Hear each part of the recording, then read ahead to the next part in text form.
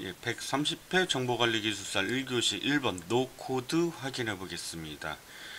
로코드, 코드가 거의 없다라는 로코드하고, 그 다음에 노코드, 코드가 아예 없다.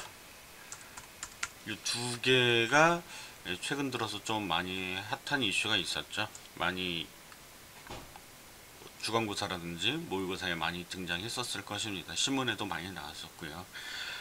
이것이 등장하게 된 배경에는 아무래도 그런 것이 있는 것 같아요. 요새 RPA라든지 뭐 그런 이슈들이 있고, 그 다음에 그 개발자 인력난 부족,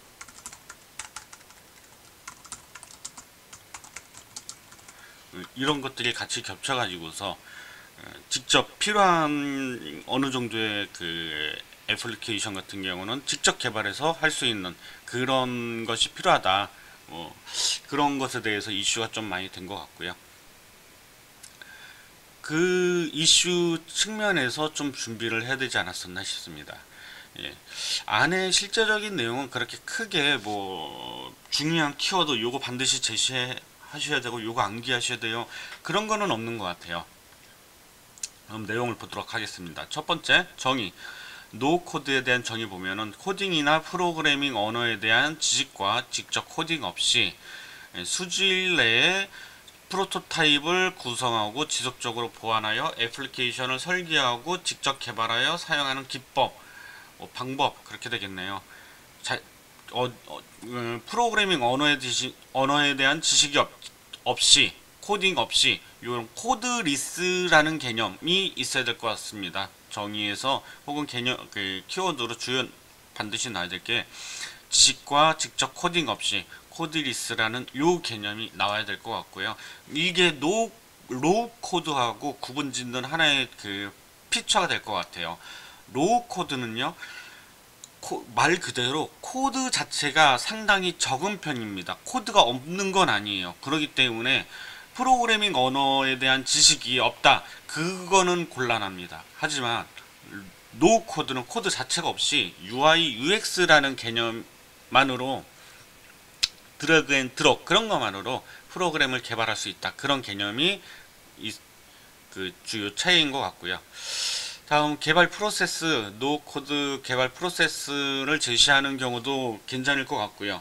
또 다른 것으로는 노코드 개발 플랫폼을 제시하셔도 좋을 것 같습니다. 근데 플랫폼이나 개발 프로세스나 여기에 반드시 좀 나오면 좋겠는 게, 요 드래그 앤 드롭, 그 다음에 뭐 UI, UX 빌더, 뭐 요런 개념이 좀 나와야 될 것 같아요. 그 다음에 플랫폼이라든지 어떤 툴에서 제공하는 그 기능들이 같이 나와야 됩니다. 그래서 여기 보면은 개발 프로세스라고 하긴 했는데 실제 개발 프로세스가 좀 잘 보이지는 않네요. 일단 모바일, 데스크탑, 태블릿 이런 것을 대상으로 어떤 인터랙션에서 UI 빌더, 드래그 앤 드롭으로 여기에 필요한 개발 요소들, 뭐 버튼이라든지 아니면 통신 소켓, 그런 거를 드래그 앤 드롭으로 가져다가 만들고, 그것들에 대해서 어떤 기능들은, 실제 구현되는 코드들은 이 코드리스 플랫폼에서 제공한다, 뭐 요런 정도면 될 것 같습니다. 여기서 주의할 것은 반드시 드래그 앤 드롭, UI, 자동화, 그런 단어들이 좀 나와줘야 될 것 같고요. 개발 기법을 보면은 요것들이 조금 설명이 좀 되면 좋을 것 같습니다. 목적은 노코드 개발의 목적은 목적 중심 개발, 그러니까 언어하고 설계 기반이 중심되는 게 아니고, 언어하고 설계 중심으로 어떤 개발 기법을 정하는 게 아니고, 제작 앱의 기능과 효과 중심, 내가 당장 어떻게 써먹을 거야, 내가 어떻게 쓸 거야, 그런 것에 대해서 중심, 그런 위주로 개발되는 것 같고요. 그다음에 개발 기간은 뭐 30배 이상 빠른 속도라고 하는데, 이건 발표되는 데마다 조금씩 차이가 있는 것 같아요. 30배, 뭐 어떤 곳은 100배 이상 빠르다, 뭐 그렇게 말을 하는데, 속도가 비교할 수 없을 정도로 빠른 건 맞죠. 단지 드래그 앤 드롭만으로 하다 보니까. 개발 범위는 소형 앱이나 어플리케이션 위주로 할 수밖에 없습니다. 대형 위주로 하기는 상당히 좀 곤란하고 어렵고요. 개발 도구는 IDE 툴 중심이라는 요 단어도 좀 제시되면 좋을 것 같네요. 이것도 중요한 단어로 키워드로 제시되면 좋을 것 같고요. 플랫폼은 IDE 의존적이죠. 배포는 플랫폼 업데이트만으로 단지 버튼은 드래그 앤 드롭만으로 배포가 가능하고요. 개발 승련도 코딩 경험이 아닌 업무 이해도가 필요하다. 이게 좀 더 요게 중요한 포인트일 것 같아요. 코딩 경험이 여기에서 이 그 노코드 개발하는 사람들은 어떤 사람들이 주요 대상이냐면은 실제 개발자가 아니고 현업의 업무 담당자인 경우가 많다. 그 사람들 대상이다라고 이해를 하셔야 돼요. 그러다 보니까는 그 사람들이 내가 업무에 필요한 어플리케이션을 직접 개발하는 거거든요. 그러니까 코딩이 아니라 업무에 대한 숙련도가 더 높다. 그런 것을 제시하면 될 것 같습니다. 노코드 도입 시 고려사항, 디지털 전환 도구, 에지 비즈니스 영향 잘 파악해야 된다. 이런 것들을 제시하면 무난할 것 같습니다. 여기 이런 토픽 같은 경우는 좀 어려운 부분이 이런 것 같아요. 개발 프로세스 이런 플랫폼 절차를 그린다든지 플랫폼을 그린다든지 명확하게 정답이 있는 게 아니고 개념밖에 없다 보니까는 이 개념을 그리면서 어떻게 채점자에게 이해를 좀 많이 시키는 그런 답안을 만들 수 있을까, 그런 것이 중요 포인트인 것 같습니다. 1교시 2번 문제 데이터 병행 제어 기법을 보도록 하겠습니다. 문제에서 보면은 데이터베이스 병행 제어 기법 및 필요성이라고 얘기하고 있는데요. 문제를 약간 좀 바꾸면 참 좋았을 것 같네요. 데이터베이스 병행 제어 기법의 필요성과 기법에 대해 설명, 이런 식으로 좀 순서를 좀 바꿔서 물어봤으면 좀 더 좋았을 것 같아요. 키워드로는 갱현, 모현 많이 두음으로 알고 계실 거예요. 갱신, 손실, 현황 파악 오류, 그 다음에 모순, 그 다음에 연쇄 복귀. 이 락킹, 투 페이지 락킹, 타임 스탬프, 낙관적, 다중보정, 동시성 제어 이런 것들은 전부 다 병행 제어 기법에 해당되는 것이고요. 병행 제어라는 것은 뭐냐면은 그런 것 같아요. 트랜잭션 논리적으로 분리될 수 없는 하나의 트랜잭션이 있고 그 옆에 또 다른 트랜잭션이 있을 때 실제적으로 데이터베이스 자체는 동시에 발생되지는 않죠. 마치 동시에 발생되듯이 두 개의 트랜잭션을 같이 처리하는 것처럼 보이죠. 실제로는 그렇게 처리되지 않는데 논리적으로 분할되면 안 되는 것을 분할해 가면서 처리를 하죠. 그랬을 때 그 데이터가 우리가 데이터베이스가 가져야 되는 그런 특성들이 파괴되는 일관성이라든지 그런 것들이 파괴되는 것들을 제어하는 기법, 그게 병행 제어 기법에 해당되겠죠. 자, 정의보면 다수의 트랜잭션이 동일한 데이터에 동시 접근하려고 할 때 각 트랜잭션이 독립된 수행 결과를 보장하는 기법, 독립적인 결과를 수행하는 기법, 요것이 나오면 좋을 것 같고요. 다수의 트랜잭션이 동시에 진행된다. 이런 것도 나오면 될 것 같습니다. 요 개념이 반드시 나와야 될 것 같고요. 필요성에는 갱, 현, 모, 연 이렇게 알고 계시죠? 갱신, 손실, 한 트랜잭션의 갱신을 다른 트랜잭션이 덮어서서 갱신을 무효한다. 이 가장 기본적인 거 하나만 좀 잠깐 살펴보면요. T1 트랜잭션이 있고 T2 트랜잭션이 있다고 합시다. 그래서 T1 트랜잭션에서 X라는 데이터 값을 읽어서 X에 100이라는 값이 10이라는 값이 있었다. 그럼 10이라는 값에다가 100을 더해서 110을 라이트를 했습니다. 근데 여기는 현재 읽은 상태죠. 읽기만 하고 라이트는 실제 여기서 진행했습니다. 라이트는 여기서 진행을 한 상태고요. 그럼 T2 트랜잭션이 T1 트랜잭션이 쓰기 전에 읽었을 경우에는 여기에는 아직 10이라는 값을 가지고 있으므로 여기는 10이라는 값이 되겠죠. 그러면 10 곱하기 2 하면 20이 되겠죠. T2 트랜잭션은 X값을 20으로 만들고 T1 트랜잭션은 X값을 110으로 만들었는데 여기서는 아직 그 T1 트랜잭션이 변경한 값을 가지고 있지 않으니까 최종적으로 쓸 때에는 20이라는 값을 쓰게 될 것입니다. 그럼 T1 트랜잭션이 썼던 110이라는 값은 날아가게 되죠. 사라지게 오버라이트 된 상태에서 데이터 값이 사라지게 되죠. 요것이 갱신 손실입니다. 갱신을 했을 때 손실이 발생된다. 그 다음에 현황 파악 오류, 읽기 트랜잭션이 어떤 쓰는 트랜잭션 중간에 있는 값을 읽어버렸을 때에는 실제 없는 값을 읽었다, 뭐 현황 파악 오류 그런 것이 되겠고요. 모순성은 한 트랜잭션이 여러 트랜잭션을 갱신하는 동안 다른 트랜잭션이 한 트랜잭션이 여러 트랜잭션을 갱신할 때 그 해당 트랜잭션 말고 다른 트랜잭션은 어떤 것은 갱신 전의 값을 읽고 어떤 것은 뭐 갱신 후의 값을 읽어가지고 동일한 값인데도 불구하고 서로 데이터가 일치하지 않는 것, 그걸 모순성이라고 그러죠. 연쇄복귀 오류는 그런 것 같아요. 그 롤백을 해야 되는데 롤백을 하려다 보니까는 이미 그 값을 다른 트랜잭션이 갱신을 하는 바람에 갱신을 해가지고 이전 값으로 찾아갈 수 없는 현상, 그것이 연쇄복귀 오류입니다. 그래서 갱현 모현 요 네 가지 둠 잘 쓰셨을 것 같아요. 웬만한 분들은 잘 쓰셨을 것 같고, 여기서의 그 포인트 전략, 그 차별 포인트는 얼마나 빠르게 해당 내용을 잘 정리해서 제시하느냐, 그것일 것 같습니다. 다음 데이터베이스 동시성 제어 기법인데요. 뭐 여러 가지 기법들을 잘 설명해 줬으면 참 좋았을 것 같고요. 우선 타임 스탬프 기법을 보죠. 트랜잭션이 실시될 때마다, 뭐 어떤 트랜잭션이 할 때마다 각각 타임 스탬프 값을, 순서 값이죠. 타임 스탬프 개수 값을 줘가지고서 그 개수 값에 따라서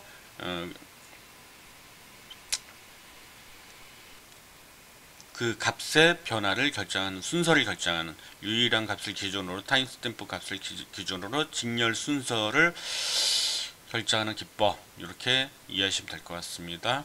직렬 순서보다는 직렬성 순서가 좀 더 어울릴 것 같네요.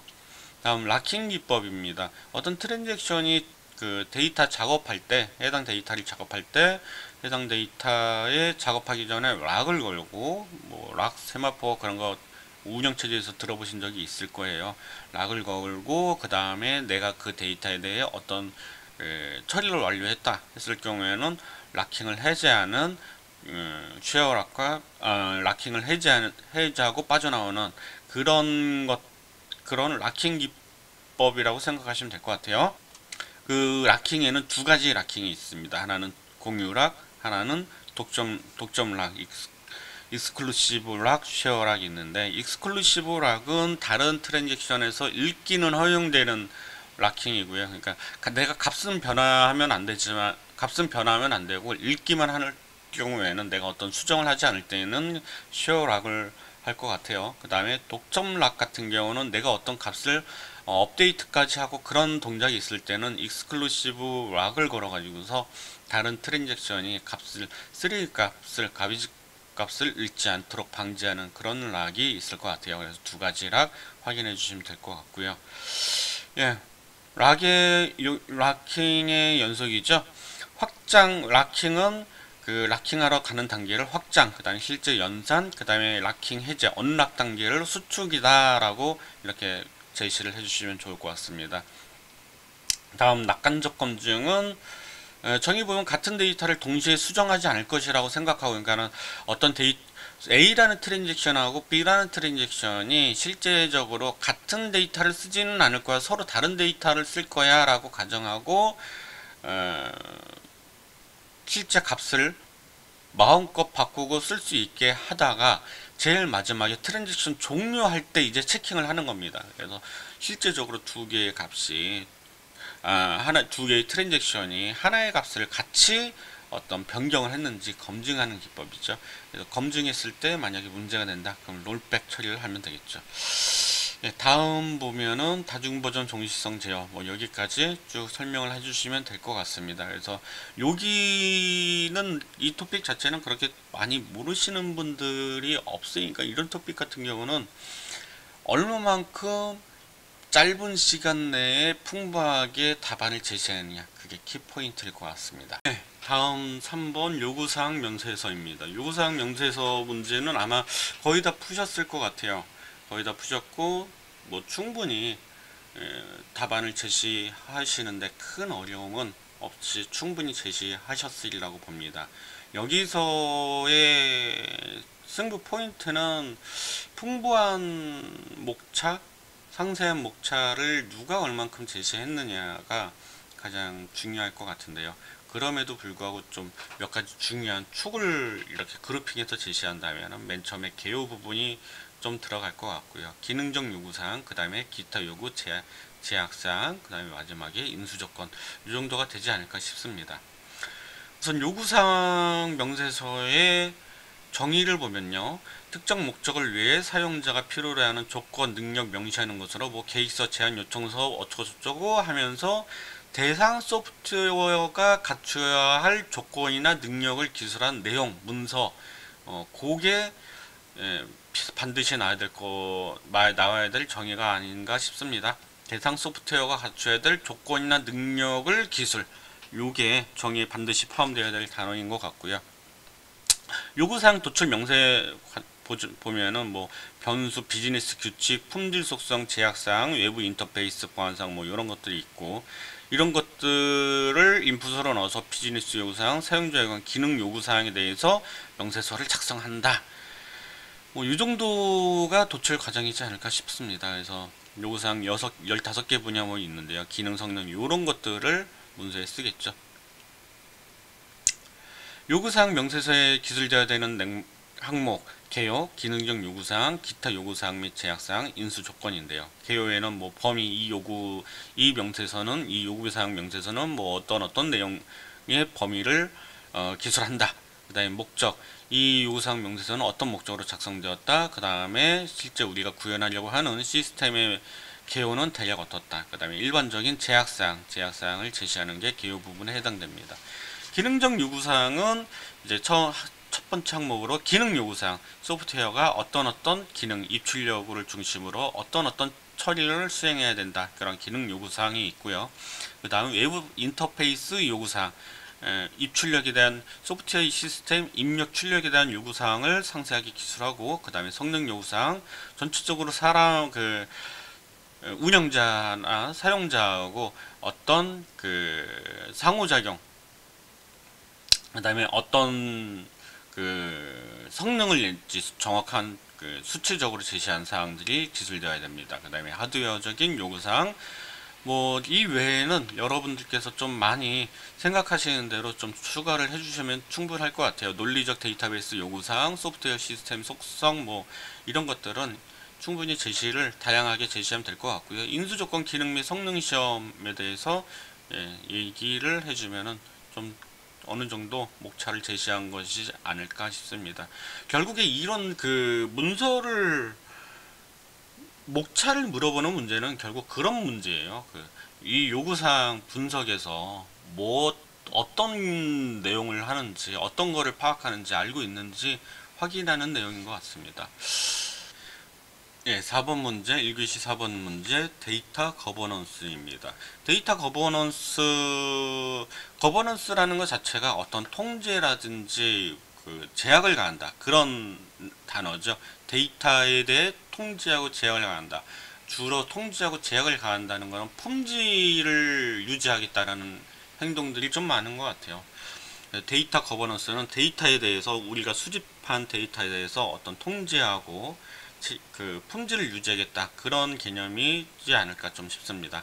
정의를 보면은 이렇게 나와 있네요. 전사 차원의 모든 데이터에 대해 정책, 지침, 표준, 전략을 수립하고 데이터 관리하는 조직 프로세스를 구축함으로써, 그러니까 결국 데이터 관리 조직 프로세스에 대해서 언급하고 있죠. 데이터 관리 조직 프로세스를 구축하고 이를 이용해서 고품질의 데이터를 활용하는 기업 가치 창출을 지원하는 체계, 결국 어떤 프레임워크 체계, 그거를 언급하고 있네요.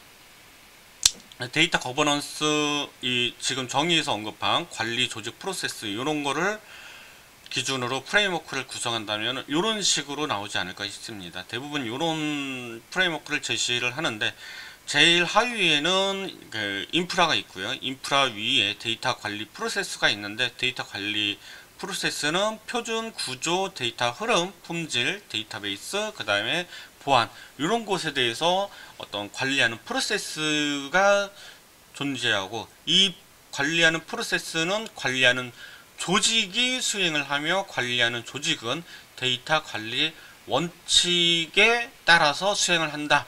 뭐 이런 프레임워크를 제시하면 될 것 같습니다. 지금 여기서 가장 중요하게 표시되어야 될 것은 원칙, 데이터 관리 원칙과 그 다음에 관리 조직, 그 다음에 관리 프로세스인데요. 이게 그 데이터 거버넌스의 3대 요소인 것 같아요. 그래서 원칙, 데이터를 유지 관리하기 위한 지침 가이드, 뭐 정책서라고 보시면 될 것 같네요. 보안 품질 기준 변경 관리 뭐 그런 정책서 혹은 실행 가이드 뭐 그런 정도로 이해하시면 될 것 같고요. 원칙을 실제로 수행하는 조직, 데이터를 관리할 조직의 역할과 책임이 이 조직에 해당되고요. 그 다음에 프로세스는 실제 데이터 관리를 위한 활동 전개, 뭐 표준 구조 흐름 뭐 이런 데이터 관리 프로세스를 수행하겠죠. 이런 데이터베이스의 주요 기능에는 데이터 품질 관리, 메타데이터 관리, 데이터 주기 관리, 데이터 프라이버시 및 보안 관리 이렇게 네 가지 기능을 주로 수행한다고 합니다. 그래서 데이터 프로파일링, 뭐 정지와 같은 작업 포함해서 사용법에 따라 실행하고 데이터 품질 관리하고 그 다음에 데이터 검색이라든지 분석할 때 필요한 메타데이터를 관리하고요. 데이터 라이프 사이클이죠. 생성부터 초기 저장부터 데이터가 폐기될 때까지 전체 주기를 관리하는 데이터 주기 관리, 그 다음에 데이터 보안에 대해서 개인정보보호법이라든지 그런 내용을 반영해서 수행하는 보안 및 프라이버시, 요 거버넌스의 주요 기능이 네 가지 정도가 있다. 기억해 주시면 될 것 같습니다. 데이터 거버넌스의 성숙도는 총 5단계로 언급을 보통 합니다. 그래서 1단계에서 5단계까지 처음에 데이터 거버넌스를 도입하는 단계, 그 다음에 어떤 프로세스가 만들어져서 프로세스에 따라서 데이터 거버넌스를 수행하는 단계, 그 다음에 경영에 반영하는 통합 경영 단계, 그 다음에 위험을 대응할 수 있는 위험 대응 단계, 그 다음에 그 실제적으로 우리가 가고자 하는 그 데이터를 통해서 어떤 가치 창출을 수행하는 마지막 5단계까지 구성되어 있습니다. 품질 통제 조직, 요 부분별로 어떤 것들이 있는지 확인을 해주시면 좋을 것 같습니다. 5번, 드론의 보안 위협과 대응 방안입니다. 네. 물어본 건 보안 위협과 대응 방안인데요. 일기 시험에서 이렇게 두 가지를 물어봤을 경우에는 두 가지를 이제 반반 정도 써주는 게 좋고요. 일단 개념 정도, 일단 두 줄 정도 써주시고, 드론의 개념을 보면 조종사가 탑승하지 않고 원거리에서 무선으로 원격 조정 또는 입력된 프로그램에 따라 비행이 가능한 비행체, 맺은 말은 비행체로 해주시는 게 좋습니다. 드론의 보안 위협과 대응 방안은 참고 문헌이 있는데요. 네, 드론 사이버 보안 가이드, 네, 한국인터넷진흥원에서 나온 내용을 좀 제가 참고를 했습니다. 구성도는 뭐 참고를 하시면 될 것 같고요. 중요한 건 보안 위협과 대응 방안이죠. 다음 보안 위협을 보겠습니다. 네, 보안 위협. 중간자 공격, 그리고 가용성 방해, 뭐 데이터 손실, 부적절한 암호 사용, 악의적인 프로그램 실행, 잘못된 설계 및 구현, 뭐 이렇게 내용이 있는데요. 실제로 여러분들이 답안 작성하실 때는 이거를 전부 다 준비해 가지 않았다면 쓰기 힘들기 때문에 예를 들어 뭐 관리적, 기술적, 물리적, 관물기로 구분을 지어주시는 것도 괜찮을 것 같습니다. 대신에 좀 핵심적으로 들어가야 될 내용은 예를 들어 뭐 세션 하이제킹, 그러니까 무선 쪽의 보안 위협은 세션 하이제킹 이런 걸 넣어주시면 좋고 뭐 GPS 제밍, 그렇죠. 무선 쪽이기 때문에 드론도 결국엔 보안 위협이 무선 관련된 보안 위협이 많잖아요. 제밍이라는 신호를 교란하는 이런 키워드 좋습니다. 뭐 위장 교란, 뭐 센서 교란, 뭐 전파 방해, 무선과 관련된 내용들을 넣어주시면 좀 드론 쪽의 보안 위협으로 생각이 될 것 같아요. 뭐 부적절한 암호 사용은 암호기 노출이라든가 악의적인 프로그램 실행은 펌웨어 변조가 있을 것 같고요. 잘못된 설계 및 구현은 뭐 소프트웨어 가람 이런 것들이 있을 것 같습니다. 드론 사이버 보안 가이드에서는 피해 자산을 구분을 해서 드론, 지상 제어 장치, 정보 제공 장치로 나뉘었는데 실제 답안지 쓰실 때는 여기까지 쓰시기는 어렵겠지만 해설지이기 때문에 내용을 참고하시면 좋을 것 같습니다. 대응 방안도 만약에 보안 위협을 관물기로 쓰셨다면 대응 방안도 관물기를 써주시는 게 좋고요. 그게 아니라면 뭐 앞에 거랑 좀 맞춰서 써주셔도 좋고 아니면은 가이드에 따르면 이런 것들이 있대요. 하드웨어 및 소프트웨어 안전성, 인증, 안전한 통신, 뭐 안전한 비행, 뭐 암호, 중요 데이터 보호 이런 것들이 있고 뭐 안전한 업데이트, 변조 대응을 한다, 뭐 드론을 식별한다, 고위식별 번호표를 한다, 뭐 인증을 한다. 그러니까 이게 인증된 드론인지를 불법 드론인지를 확인을 한다는 내용이고요. 무선 신호를 보호한다. 뭐 RF 통신 보호한다 이런 것들, 백업 주파수를 만들어 놓는다, 뭐 메시지 감지를 한다. 자율비행. 그러니까 자율비행은 뭐냐면 명령이 수신되지 않을 때도 뭔가 다시 기지로 복귀한다든가 이런 자율비행을 얘기를 하는 겁니다. 뭐 자동 회귀 뭐 그런 것들. 뭐 암호는 뭐 안전한 암호 모듈, 한국 암호 모듈 검증제도, KCM VP 이런 내용 써주면 좋겠죠. 그리고 이제 3단락을 좀 써주셔야 되는데요. 뭐 이런 내용도 있고. 3단락은 저는 이제 국외 들어온 보안 관련 가이드를 썼어요. 그래서 뭐 CSA, 뭐 NTIA, 뭐 STC 이런 식으로 기관들을 쓰고 보안 가이드를 썼는데 만약에 실전이었다면 뭐 이런 내용보다는 안티 드론 내용을 썼을 것 같아요. 왜냐면은 여러분들이 안티 드론을 많이 학습을 하셨기 때문에 3단락에 이제 드론의 보안 위협 열심히 썼으니까 뭐 강글에다가 드론이 악의적으로 활용되는 경우도 있으므로 안티 드론이 필요하다 해놓고 선별나게 안티 드론 내용 써주시면 좀 더 좋을 것 같습니다. 다음은 6번입니다. 블록 암호화 알고리즘. 네, 블록 암호화가 또 나왔습니다. 사실 블록 암호화 운영 모드가 지난번에 나왔을 때 이제 블록 암호는 당분간 안 나오겠구나라고 생각하신 분들이 꽤 많으실 거예요. 하지만 어, 실제 시험 문제는 기출 문제에서부터 시작이 된다는 거를 여러분들이 꼭 생각을 해주셨으면 좋겠고요. 똑같이 내지 않더라도 그 옆에 있는 토픽, 그 위에 있는 토픽, 그 아래에 있는 토픽을 내는 경우가 많습니다. 지금 보면은 블록 암호화 알고리즘이기 때문에 기존의 블록 암호화 운영 모드가 아니고 암호화 알고리즘을 써야 돼요. 그래서 SPN 구조나 페스텔 구조, 요거를 써야 되는데 이것만 보시고 블록 암호화 알고리즘만 보시고 아마도 블록 암호화 운영 모듈을 작성하시던 분들이 많으셨을 것 같아요. 느낌이. 그런 분들은 이제 채점자가 어떻게 점수를 줄지 좀 두고 봐야 되는데요. 뭐 5점을 줄지 4점을 줄지 모르겠지만 암호화 운영 모듈을 썼을 경우에 6점은 나오지 않을 것 같다는 거 좀 참고해 주시면 좋을 것 같고요.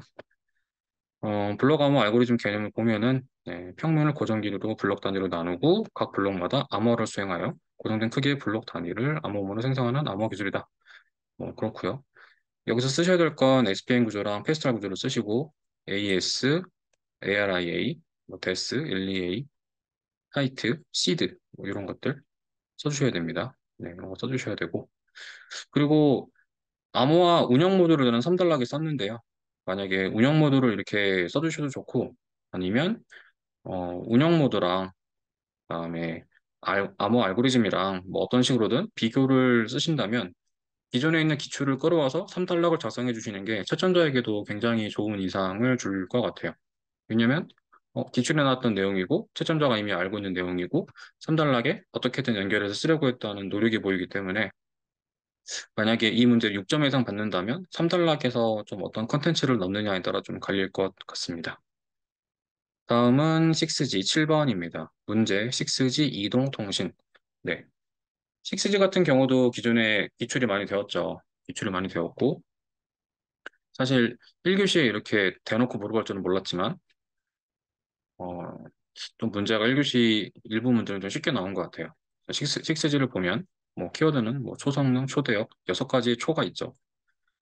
일단 개요를 보겠습니다. 6G는 이게 네트워크 토픽 같은 경우는 여러분들이 정의를 작성하실 때, 그 스펙을 써주시면 좋아요. 스펙. 예를 들면, 뭐, 5G 20기가보다 50배 빠른 1테라 bps. 뭐 이런 것들. 6G 어떤 상징적인 아니면 목표로 하고 있는 스펙을 좀 써주시면 좋습니다. 1테라 bps, 그리고, 어, 1기가 bps의 사용자 체감 속도. 그러니까 1테라 bps는 실제 이제 전송 속도를 얘기하는 거고, 1기가 bps는 사용자 체감 속도를 좀 얘기하는 겁니다. 뭐 이런 것들 밑에도 나오겠지만 뭐 0.1ms의 지연 뭐 이런 숫자로 좀 얘기를 하는 게 기존 5G 대비해서 얼마나 좋아지는지를 좀 얘기를 해주는 게 좋을 것 같아요. 어, 저 같은 경우는 6G 성능 기반 이동통신 기술을 이제 구분자를 초성능, 뭐 초대역, 초현실, 초지능, 초정밀, 초공간 이렇게 6가지의 초로 좀 써줬고요. 아무래도 6G이기 때문에 이런 초가 붙은 키워드들을 써주는 게 좋습니다. 뭐 이동통신 지원 기술을 보면 테라헤르츠 대역 지원 기술, 테라헤르츠를 쓰는 거를 목표로 하고 있죠. 기존에는 우리가 얼마나 썼습니까? 기가헤르츠 대역을 썼는데 이제는 거기보다 또 한 단계 위인 테라헤르츠 대역을 쓴다. 뭐 통신 컴퓨팅 융합이 되고 XR, VR, 뭐 네이티브 AI가 나오고 주파수 공유 기술이 나오고 뭐 이런 것들 6G에서 이제 나올 법한 이제 기술들을 써주시면 되겠습니다. 마지막 3단락은 역시나 5G와 6G의 비교로 좀 이루어지면 좋을 것 같고요. 뭐 제일 좋은 거는 이제 속도를 비교해 주는 게 좋아요. 속도, 통신 가능 뭐 이런 내용들, 주파수 대역이 어떻게 바뀌는지, 레이턴시가 얼마나 차이가 나는지 이렇게 해서 6G가 기존 대비해서 얼마나 좋아지고 어떤 특징이 있는지를 충실하게 보여준 답안이 좋은 점수를 받을 것 같습니다. 다음은 8번 VXLAN입니다. 사실 VXLAN은 컴시형에 나오는 게 좀 더 어울리는 토픽이긴 한데 그래도 우리가 기존에 이제 학습을 할 때 기본 토픽 중에 VLAN이 또 기출이 된 이력이 있고 네트워크에서 가상화 관련된 기술들은 또 꾸준히 출제가 되어 왔잖아요. 거기에 대한 좀 확장 토픽으로 봐주시면 될 것 같아요. 그리고 만약에 VXLAN이 뭔지 모르더라도 이거를 선택을 할 수밖에 없는 상황이라면 또 많은 분들이 VXLAN을 마지막 문제로 어쩔 수 없이 하나씩 쓰셨을 것 같은데 기존에 VLAN을 학습을 하셨다면 VXLAN도 거기에 맞춰서 좀 작성을 해주셨으면 최소한 5점 정도는 받으실 수 있지 않았을까 이런 생각이 좀 들어요. 왜냐면은 이게 글자 그대로 보면 VLAN의 어떤 확장이잖아요. extensively라고 하는 영어 단어에서 유출을 해보면 virtual extensive LAN이기 때문에 VLAN의 확장이다. 그러면 VLAN보다는 뭔가 좋아지겠다. 이런 개념을 가지고 답안을 작성을 해주신다면 그래도 개념적으로 틀리지 않는 내용이기 때문에 최소한 5점 정도는 획득이 가능할 걸로 생각이 됩니다. 우선 VXLAN을 보면 뭐 레이어 3 네트워크 기반으로 레이어 2 연결 확장하기 위해 터널링을 사용하고 데이터 센터 연결 제공하는 네트워크 가상화 프로토콜이다. 뭐 이런 내용이 있는데요. 정의에서 좀 더 추가를 한다면 기존의 VLAN에 그 4096개 개수 생성 한계가 있어요. 왜냐하면 2의 12승이기 때문에 VLAN을 약 4000개밖에 못 만들어요. 그 이상 만들 수 없는 한계가 있는데 그거를 이제 비트 수를 늘려서 약 1600만 개까지 네, VLAN 개수를 늘린 게 VXLAN입니다. 그리고 SDN의 기반 기술이에요. 어떤 VLAN의 이동성 보장을 위해서 그러니까 IP 모빌리티라고 하는 우리가 가상 네트워크에서 네트워크 가상화에서 제일 중요하게 생각하는 모빌리티를 구현하기 위해서 VXLAN을 사용을 하게 됩니다. 메커니즘을 보면 뭐 그림이 이렇게 대충 나와 있는데요. 뭐 VXLAN 패킷이 있고 VXLAN 터널이라는 게 있죠. 사실 이게 좀 중요한 내용인 것 같은데 이렇게 VXLAN 터널이 있고 그 중간을 이제 VM 간에 또 왔다 갔다 하는 이건 이제 VM 서버를 가지고 이제 예를 들어 놓은 건데 꼭 이렇게 그리실 필요는 없고 VXLAN 패킷이 있고 VXLAN 터널을 이용을 해서 통신을 한다. 스위치 간 이렇게 통신을 한다. 이런 식으로만 그려주셔도 좋을 것 같습니다. 기술 요소를 보면은 핵심 기술은 VTP, 아까도 말씀드렸듯이 VXLAN, 터널, 엔드포인트. 일단 터널이라는 단어가 좀 들어가면 좋을 것 같고요. 그다음에 MVE, 네트워크 버추얼라이제이션 인터페이스, 뭐 VNI, 버추얼 네트워크 아이덴티파이어. 뭐 이런 세 가지 키워드가 좀 중요할 것 같고요. 기반 기술로 보면 뭐 VXLAN 게이트웨이, VXLAN 세그먼트 이런 것들이 있는데 오버레이 네트워크랑 언더레이 네트워크는 좀 중요한 것 같아요. 왜냐면은 네트워크에서 이제 좀 나올 만한 게 많이 나왔는데 안 나온 게 SD-WAN 같은 토픽도 안 나왔지만 오버레이 네트워크랑 언더레이 네트워크가 안 나왔어요. 네, 그래서 요거는 좀 학습을 해주시면 좋을 것 같고요. 언더레이 네트워크는 이제 그 가상 네트워크에 기반이 되는 물리적 네트워크를 얘기를 하는 거고 오버레이 네트워크는 그 위에 이제 새롭게 만들어지는 논리적인 네트워크를 얘기를 하는 겁니다. 그래서 오버레이랑 언더레이 네트워크는 이제 VXLAN 요거 학습을 하시면서 조금 더 심화 학습 형태로 가져가시면 좋을 것 같습니다. VXLAN과 이제 기존의 VLAN을 비교를 했습니다. 3단락은 이제 기존에 있는 VXLAN과 VLAN과 비교를 했고요. 뭐 VLAN 개수에 대해서 뭐약 4,000개 그리고 약 1,600만 개 이렇게 좀 크게 일단 개수보다 다르다 그런 내용이랑 트렁크랑 스패닝 트리가 이제 전통적인 네트워크에서 사용되던 기술인데 VXLAN에서는 사용되지 않습니다. 네.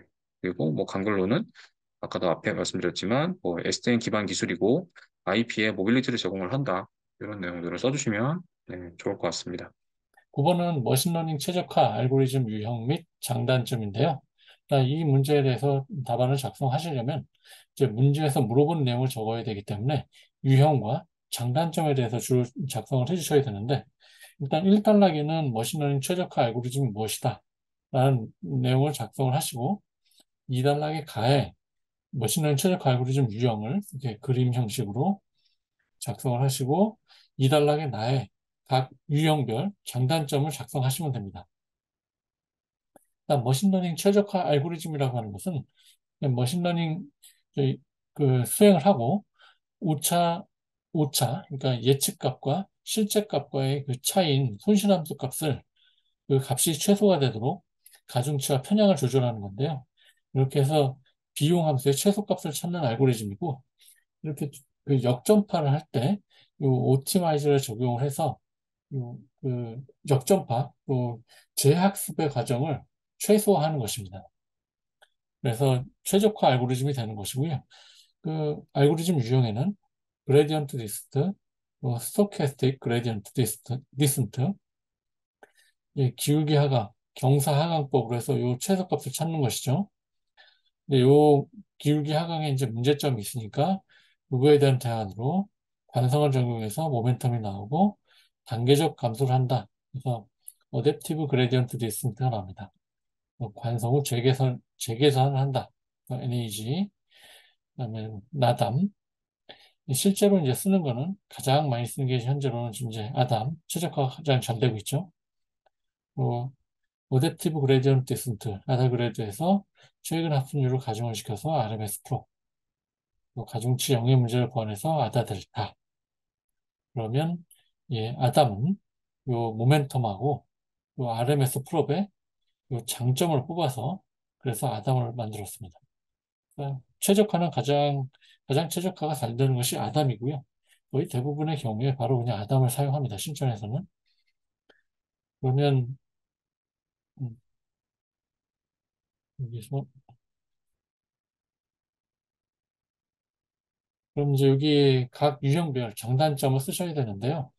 여기 있는 내용들 다 모든 거에 장단점을 쓰시면 좋겠지만 다 모른다고 하면 중요한 몇몇 가지 항목들은 좀 알고 계시는 게 이런 답안을 작성하실 때 또 다른 머신러닝 문제 작성을 하실 때 도움이 될 것 같아요. 그래서 스토캐스틱 그레디언트 디센트는 오버슈팅 문제, 로컬 미니멈 문제가 발생을 한다. 그래서 그 문제를 해결하기 위해서 모멘텀이 나왔는데 로컬 미니멈 문제는 해결하지만 이때는 관성으로 인해서 최저값을 지나칠 수 있다라는 것이 나오고요. 이 NAG는 모멘텀의 오버슈팅 문제를 해결했고 근데 또 반면에 이가 중지해야 되는 지점에 도달해도 모멘텀에 해당 지점을 지나칠 수 있다. 이런 문제가 있습니다. 이제 어댑티브 그레디언트 디센트는 요 모멘텀 문제를 또 해결할 수가 있는데요. 이게 이제 그 기울기가 낮은 부분에서는 학습률을 좀 크게 하고 기울기가 좀 가파른 부분에서는 학습률을 작게 해서 뭐, 그 로컬 미니멈 그 문제를 해결하는 것입니다. 이렇게 하다 보니까 장점은 있지만 단점으로 값이 커지기 전에 이제 오래 학습을 하면 이제 학습률이 이제 어떤 특정 값에 가까워져서 더 이상 학습이 진행이 되지 않는다라는 문제가 있습니다. 그럼 이제 RMS 프롭이라고 하는 것은 어댑티브 그레디언트 디센트 요 문제를 또 해결하는 건데요. 지수 평균 이동법이라는 걸 사용해서 어댑티브 그레디언트 디센트의 이 문제를 해결했다, 개선했다라는 것이고, 근데 RMS 프롭도 있는 단점이 무한히 반복하면 이 갱신이 되지 않는 문제가 발생한다. 그래서 완전 뭐 아다 델타, 어댑티브 그레디언트 이것도 계산을 위해서 제한한 방법이고, 근데 단점이 트레이닝 동안 러닝 레이트가 계속적으로 작아진다. 그럼 이제 가장 옵티마이제이션이 제일 잘 되는 거는 아담이고, 아담은 이제 어댑티브 모멘텀하고 어댑티브 그레디언트 디센트를 문제를 해결한 요 RMS 프로 요거의 장점을 모두 가지고 있는 옵티마이저입니다. 근데 요거의 문제점은 초기에 웨이팅 업데이트 속도가 좀 느리다라는 단점이 있습니다. 요 전체 요 옵티마이저 요 기법들의 요 방향이 어떻게 돼서 이렇게 진화가 된 건지 이렇게 쭉 한번 보시면 옵티마이저에 대해서 이해를 하시는 데 도움이 될 거예요. 예, 그럼 이렇게 해서 9번 문제 설명을 마치고요. 10번 문제 설명드리겠습니다. 10번 문제는 정보 시스템 마스터 플랜에 대한 내용인데요. ISMP의 기본 구성 내용, 단계별 활동, 세부 내용, 산출물에 대해서 적는 사항입니다. 이제 출제 배경은 ISP하고 ISMP 공통 수립 가이드, 이게 제6판이 개정이 돼서 문제가 나온 거로 추측이 되는데요. 지금 또 그 금년 5월달, 2023년 5월달에 ISP, ISMP 수입 공통 가이드 제7판이 또 나왔습니다. 131회, 이번에 130회 ISMP가 나왔으니까 아마 131회 또 나올 것 같지는 않지만 혹시라도 모르니까 130회 아니면 내년에 있을 131회 아니 말씀 잘못 들었네요. 올해 이제 8월에 있을 131회 아니면 내년에 있을 132회 그때는 요 칠판이 또 나올 수도 있다라고 생각이 됩니다. 그러니까 미리 확인하시고 그 앞으로 나올 사항에 대해서 대처를 하시면 도움이 될 것 같습니다. ISMP에서 이 내용 자체가 물어본 내용이 많아요. 단계별 활동, 세부 내용, 산출물. 그래서 이런 물어본 내용이 많을 때는 1교시에서 이 물어본 내용만 쓰는데도 한 장이 넘어갈 수가 있습니다. 그래서 이런 경우에는 저는 이제 답안지를 작성을 한다고 그거에 대해서 일단락에 주요 개정사항에 대해서 작성을 해놓았지만 실제로는 주요 개정사항까지 작성하기에는 시간이 없을 거예요. 그래서 일단락에는 요 단계, 요 ISMP 5단계가 있거든요. 5단계에 대한 그 그림 정보가 나오고 실제로 2단계에 가서 그 단계가 나오고 그 5단계에서 활동과 세부 내용 그리고 산출물 이렇게 해서 2단락까지 작성을 하시면 그러면 이게 아마 한 1페이지에서 1페이지 반 정도의 분량이 나오지 않을까 생각됩니다. 그래서 ISMP는 5단계가 있는데요. 일단 단계별로 보시면 프로젝트 착수 및 참여자 결정, 또 정보 시스템 방향성 수립, 또 업무 및 정보 기술 요건 분석, 정보 시스템 구조 및 요건 정의, 정보 시스템 구축 사업 이행 방안 수립, 이 5단계가 있습니다. 이런 5개 단계는 암기를 좀 하셔야 돼요. 그리고 이 단계별 활동이 있는데 이 모든 것을 다 암기하기가 좀 쉽지는 않을 것 같습니다. 그래서 역량이 되시는 분은 이 부분을 다 암기하시면 좋고요. 이게 좀 벅차다라고 하면 이것도 한 두세 개, 요 단계별로 한 두세 개 정도씩은 이렇게 암기를 하시는 게 답안을 작성할 때 이런 유사한 문제가 나왔을 때 답안 작성하실 때 도움이 될 것 같습니다. 그러면 요 각각에 대해서 요 세부 내용은 요 내용으로 요 단계와 요 활동에서 유추할 수 있는 내용으로 여기 이제 답안에는 내용은 이해만 하시고 실제 본인이 직접 답안을 작성하실 때는 요 단계와 요 활동에 대한 내용으로 유추할 수 있는 걸로 한두 줄 정도를 작성하시면 돼요. 그리고 산출물.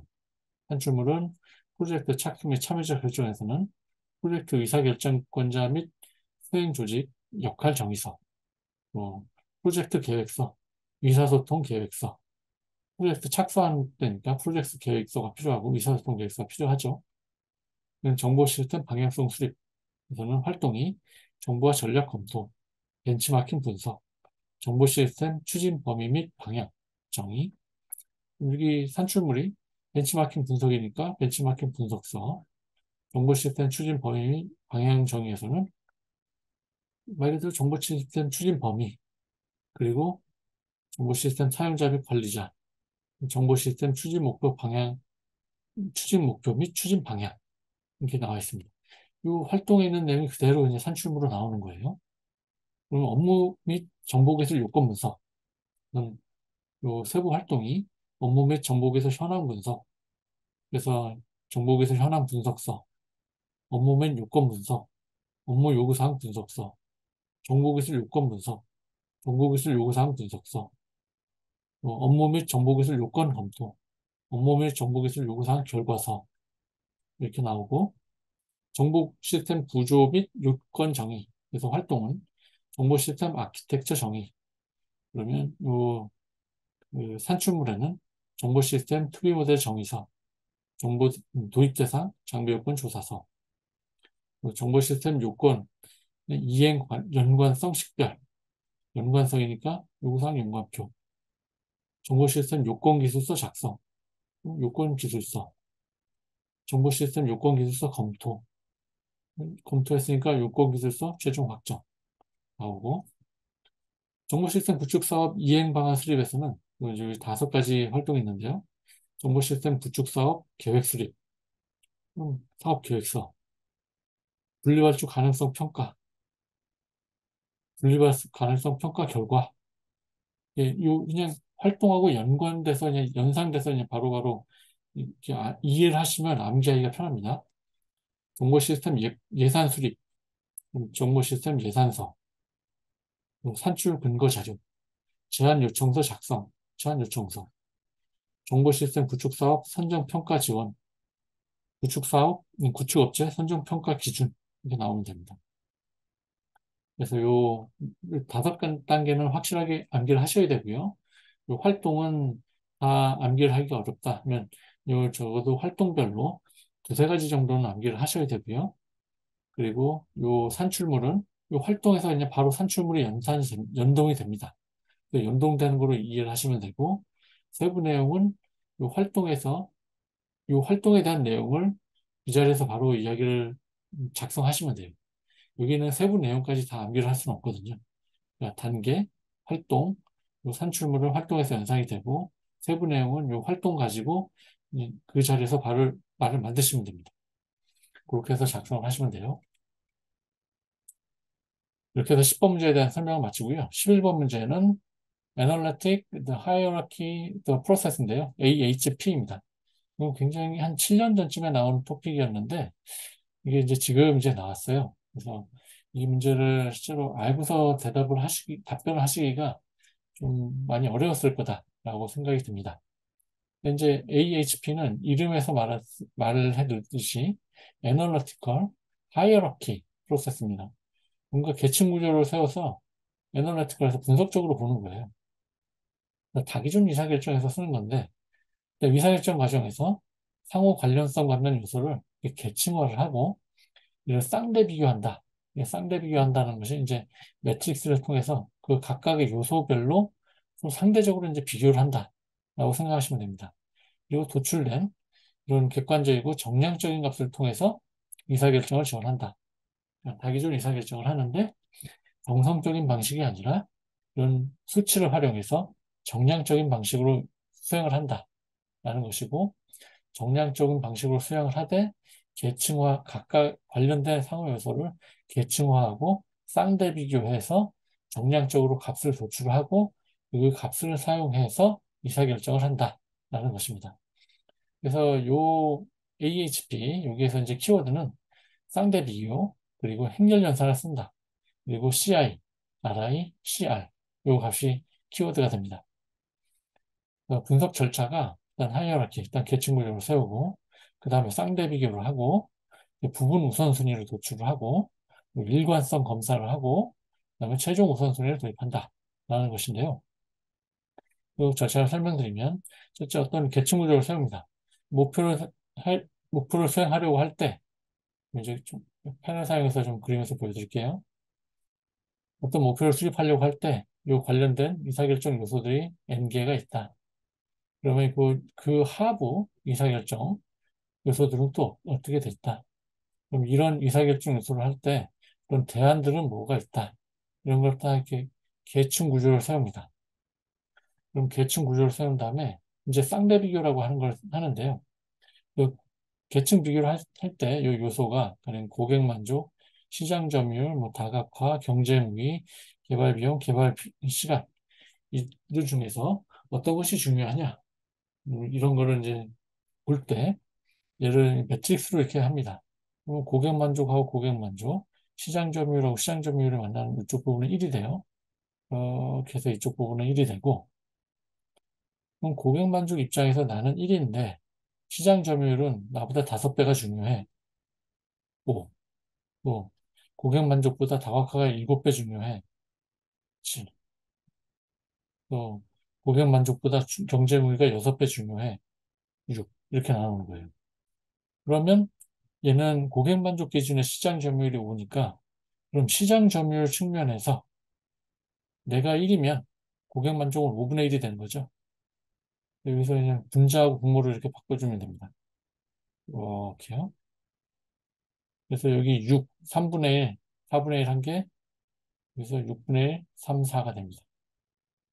그럼 또 이제 시장 점유율 측면에서 다각화는 5, 3, 5분의 1, 7분의 1 되면 이쪽은 5니까 5분의 1, 3분의 1, 5, 7이 됩니다. 또 다각화 측면에서 다각화를 기준으로 경쟁 우위는 3분의 1, 7분의 1, 8분의 1로 가면 대각선 측면에 이쪽은 3, 7, 8이 됩니다. 또 5분의 1, 6분의 1, 5, 6이 되고 2분의 1이면 2가 됩니다. 이런 식으로 해서 이제 쌍대 비교를 한다고 그래요. 이렇게 쌍대 비교를 하게 되고요. 그러면 여기에서 쌍대 비교를 했는데 이 중에서 이제 고객 만족 측면에서 고객 만족 측면 또 경쟁 우위 측면에서 대안들이 뭐가 있나? 대안들이 A, B, C라는 대안이 있다. 이것도 쌍대 비교를 하는 겁니다. 그럼 A가 이렇게 해서 이쪽 대각선 1이 되고 A 기준으로 했을 때 B가 더 중요해. 6배 중요해. C가 4배 중요해. 그럼 얘는 6분의 1, 4분의 1이 되는 거죠. 이렇게. B 입장에서 C가 3분의 1 중요해. 그러면 얘는 3이 되는 거예요. 이런 식으로 해서 얘는 이제 경쟁 우위에 대해서 본 거고요. 그러면 부분 우선순위를 도출을 해야 되는데 이 대안 중에서 뭐가 더 중요하냐? 그럼 고객 만족 측면에서 아까 여기 들어갔던 요 매트릭스가 이렇게 들어가는 겁니다. 이렇게 그대로 들어가요. 그 다음에 얘들의 이제 쭉 더한 값이 여기에 들어갑니다. 합. 그리고 요 합이 요 1이 되게 얘들을 쭉 나눠주는 거예요, 또. 그럼 요게 1이 되게 요 각각을 1.416으로 나눠주고 얘는 요 각각을 10으로 나눠주고 요 각각을 0.533으로 나눠줍니다. 그럼 여기는 1이 되고 여기 이제 1보다 작은 값들이 되겠죠? 그런 다음에 요 세 개, 이렇게 해서 요 세 개의 평균을 구해요. 이렇게 평균을 구합니다. 이렇게 평균을 구해요. 이렇게 이제 한 개 평균 우선순위에 대한 값이고요. 그러면 여기서 CI라고 하는 값하고 CR, RI라고 하는 게 이제 중요하다고 말씀드렸는데, 아까 이제 여기 대안이 세 개잖아요. 일단 RI부터 설명드리면, RI 표가 이렇게 있어요. 대안이 저희가 세 개 있으니까, 여기서의 RI는 0.58입니다. 그러면, 이거는 이제 좀 이따 나중에 설명을 드릴게요. CR. 그러면 여기서 쌍대 비교를 한 거, 여기서 아까 요 매트릭스 있죠? 요 매트릭스가 이렇게 나왔고, 여기서 저희가 우선순위, 평균 우선순위를 한 거, 이 값들이 요렇게 들어가요. 그럼 얘들을 이렇게 두 개를 행렬로 이렇게 해서 행렬 곱을 합니다. 그러면 행렬 곱은 이렇게 곱하는 거죠. 요거하고 이렇게 세 개 곱하는 거고, 이렇게 곱해 나가는 거, 얘도 이렇게 곱해 나가는 거. 그래서 세 개 값이 나오면 이게 이제 요 행렬 곱 이쪽으로 들어가요. 그 다음에 요 행렬 곱요 값을 이거로 나눠줍니다. 우선순위로. 2.133을 0.685로 나눠주면 이 값이 돼요. 행렬 곱을 우선순위로 나눠주면 또 이런 값이 나옵니다. 그리고 요거에 대한 평균값이 또 3.054가 나와요. 그럼 이제 CI라고 하는 값은 어떻게 되냐면 요 3.054 이거를 우리가 아까 n이 3개죠. 대안이 A, B, C 3개니까 n이 3개고 이건 이런 공식이 있어요. 3-로 나누면 0.027입니다. 이게 CI예요. 그럼 아까 이제 RI는 0.58이라고 말씀드렸고, CI가 0.027이고, CR은 이 0.027을 아까 RI, 여기 CR에 대한 공식이 나오죠? 0.58로 나눠줍니다. 그럼 얘가 0.047이거든요. 그러면 이 0.047이 지금 보면 0.1보다 작죠. 그럼 얘는 일관성이 있다. 값이 일관성이 있다. 정렬화 된 척도가 모두 일관성 있게 작성됐다. 여기서 OK가 되는 겁니다. 근데 얘가 0.1보다 크다. 이거 비일관성이 있다. 다시 수행해라. 이렇게 되는 거예요. 이렇게 해서 일관성 검토를 하는 것이고요.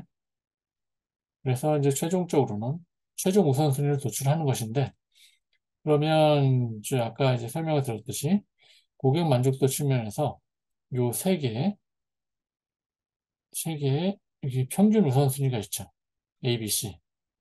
ABC 대안의 평균 우선순위가 있어요. 0.685, 0.094 이런 평균 우선순위가 있는데 지금 아까 위에 보여드린 거는 그 고객 만족 측면에서 ABC 대안의 우선순위를 도출한 것이고요.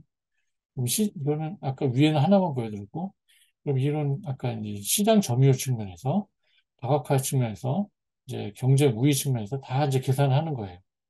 다 계산을 하고 그 다음에 얘들의 이제 고객 만족도 이것의 가중치가 나옵니다. 시장 점유율의 가중치, 다각도의 가중치. 그래서 요 가중치들을 다 더하면 1이 돼요. 그래서 요 ABC라고 하는 나온 요 매트릭스하고 요 가중치, 요 6가지 가중치, 요 가중치를 또 매트릭스 곱을 또 합니다. 그럼 여기 이제 최종 가중치, 최종 우선순위가 이렇게 나와요. 그럼 최종 우선순위 이렇게 보면 A가 가장 우선순위가 높고 우리가 이제 사용하려고 하는 대안 A, B, C 중에서 실제로 A가 우선순위가 제일 높고 C가 그 다음으로 높고 B가 우선순위가 높다. 그래서 A가 가장 중요하다라고 이렇게 판단을 하는 겁니다. 그래서 여기 이걸 수치적으로 내용을 쭉 훑어온 과정을 생각을 하시면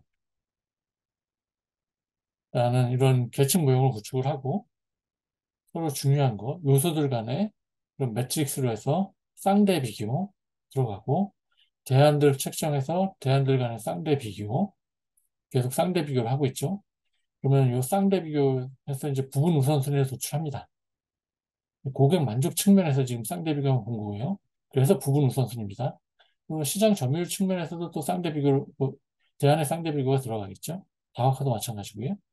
그럼 부분 우선순위를 도출하고 얘가 요 이제 일관성 검토를 합니다.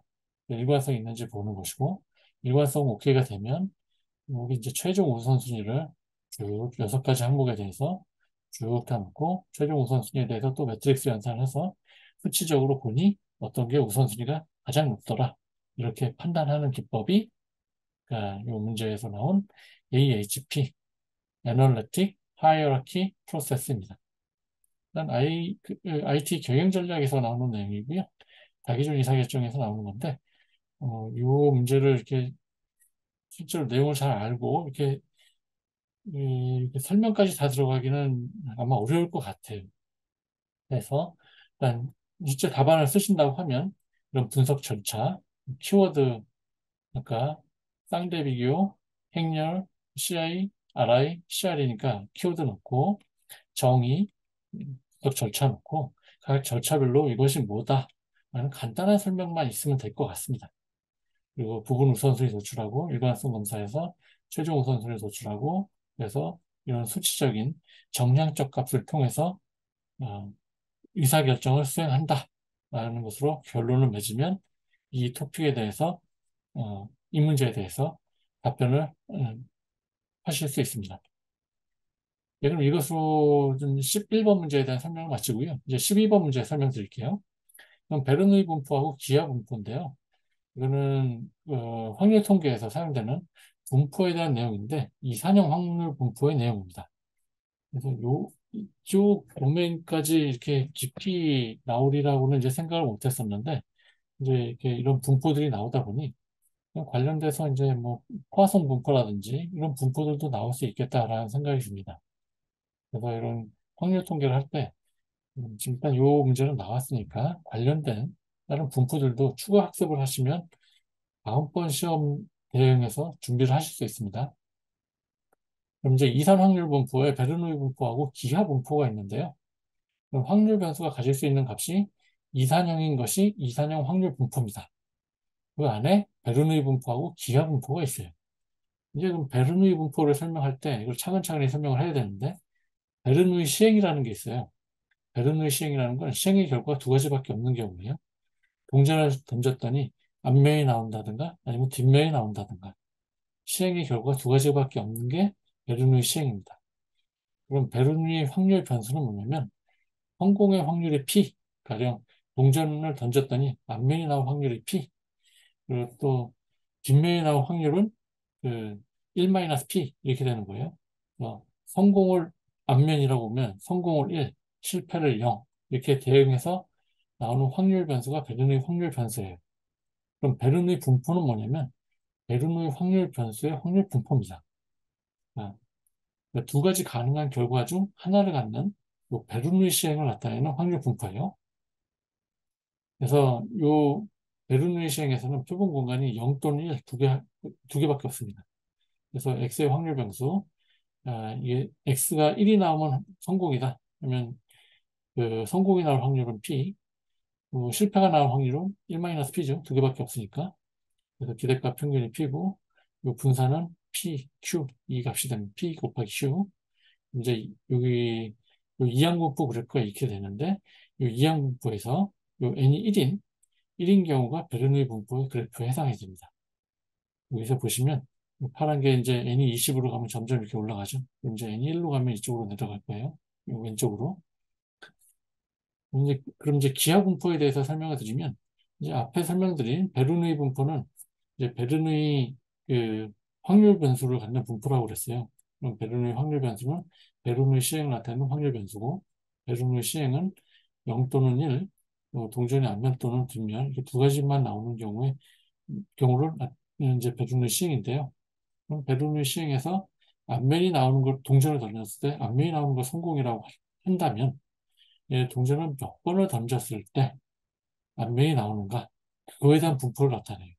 성공할 때까지 반복할 시행 횟수의 분포입니다.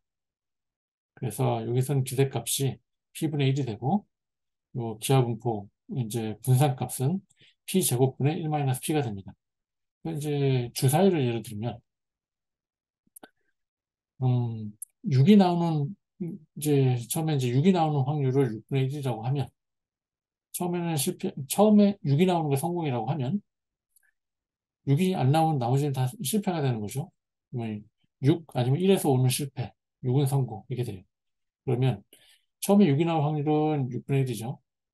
처음에 실패하고 두 번째 6이 나올 확률은 처음에 실패할 확률은 6분의 5. 그다음에 두 번째 성공 확률은 6분의 1. 세 번째 6이 나올 확률은 첫 번째 실패, 두 번째 실패, 세 번째 성공. 6분의 5, 6분의 5, 6분의 1이 됩니다. 이 상황을 그래프로 나타내면 여기 여기와 같이 이런 그래프가 돼요. 이게 이제 기하 분포의 그래프입니다. 그래서 이제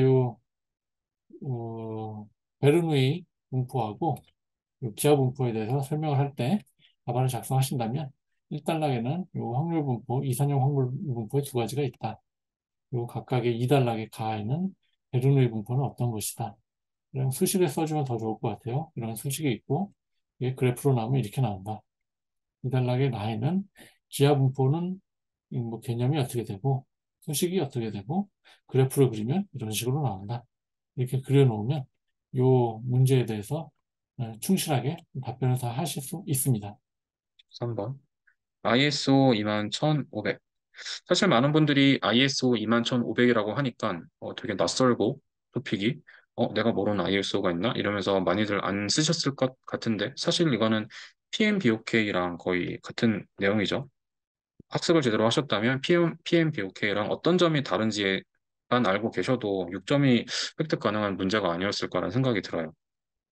정의부터 보면 국제적인 프로젝트 관리에 대한 원칙과 절차를 정립하기 위해 국제표준화기구 ISO에서 제안한 프로젝트 관리에 대한 국제표준이다. 국제표준이죠. 네, 구성도 보시면은 PMBOK랑 거의 유사합니다. 거의 유사합니다. 프로세스 그룹을 보면 뭐 착수, 기획, 그쵸? 이행, 실행, 통제, 종료, 그쵸? 거의 똑같죠? 주제 그룹도 뭐 통합 이해관계자, 범위, 자원, 시간, 원가, 리스크, 품질, 조달, 의사소통. 그래서 하나, 둘, 셋, 넷, 다, 여덟, 아홉, 열 가지 주제 그룹이 있습니다.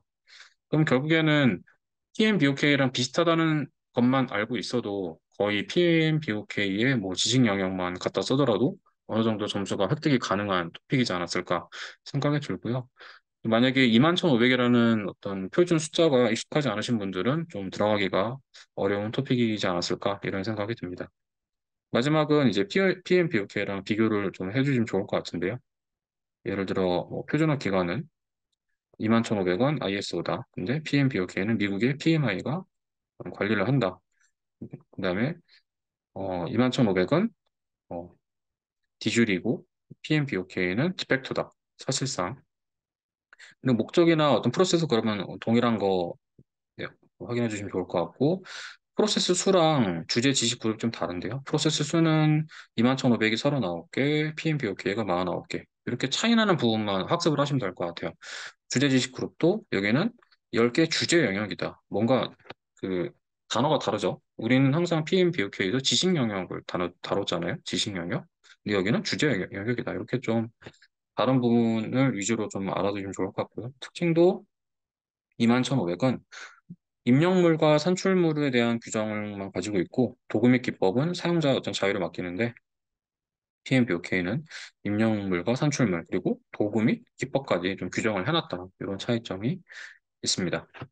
네, 이렇게 해서 130회 정보처리 기술사 기출문제 1교시 해설을 마치도록 하겠습니다. 감사합니다.